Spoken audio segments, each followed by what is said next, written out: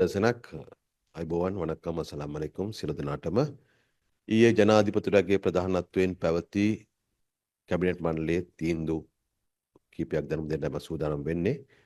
පළවෙනි කැබිනට් මණ්ඩලයේ තීරණය බස්වල ඩිසයින් වෙනස් කිරීම සහ මොඩිෆිකේෂන් සම්බන්ධයෙන්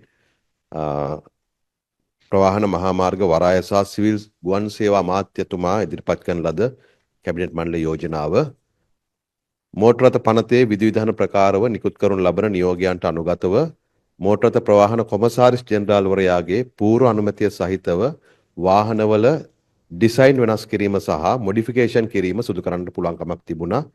1983 වර්ෂයේ ප්‍රකාශයට පත් කරන ලද මෝටර වාහන නියෝග වරින් වර සංශෝධනය කරලා මේ වාහන විකරණය නැත්නම් මේ මොඩිෆයි කරන්න පුළුවන් ආකාරය පිළිබඳව රෙගුලාසි ගැසට් නිවේදන මගින් විටින් විට ප්‍රකාශයට පත් කරලා තියෙනවා. නමුත් පහුගිය කාලේ එවැනි නියෝග මගින් ප්‍රකාශිත වාහන උපාංග සවිකිරීම හා නිර්මාණ වෙනස් කිරීම වලට අමතරව මෝටර රථ වාහන දෙපාර්තමේන්තුව විසින් අභ්‍යන්තර ක්‍රමවේද ඔස්සේ බස් රථ සැලසිලි සහ උපාංග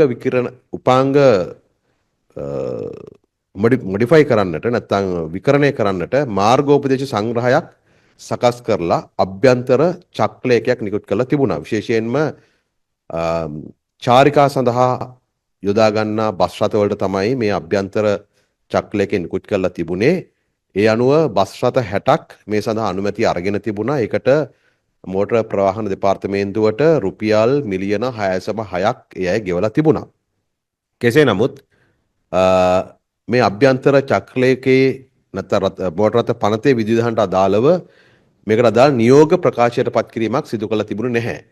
ඒ නිසා මේක පහුගිය කාලෙදී ඔබ දන්නවා පොලිසිය මගින් සමහර මේ උපාංග ඉවත් කිරීමේදී සමාජයේ යම් කතා බහක් ඇති වුණා. ඒකට සාමාන්‍ය ජනතාවගේ බස් රථ හිමියන්ගේ සහ බස් රථවලේ සේවකයන්ගේ විවිධාකාර ප්‍රතිචාර ලැබුණා.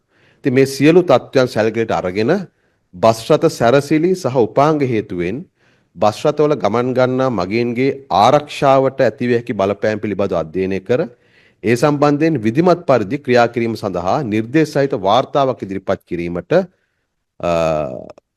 ප්‍රවාහන මහා මාර්ග වරාය සහ සිවිල් ගුවන් සේවා ඇමතුමා ඇතුළු මේකට සම්බන්ධ සියලු ආයතන නියෝජනය වන පරිදි නිලධාරී කමිටුවක් පත් කරන්නට ඇමතුමා කැබිනට් මණ්ඩල යෝජනාවක් ඉදිරිපත් කරා. ඒ යෝජනාවට කැබිනට් මණ්ඩලයේ අනුමැතිය හිමි වුණා.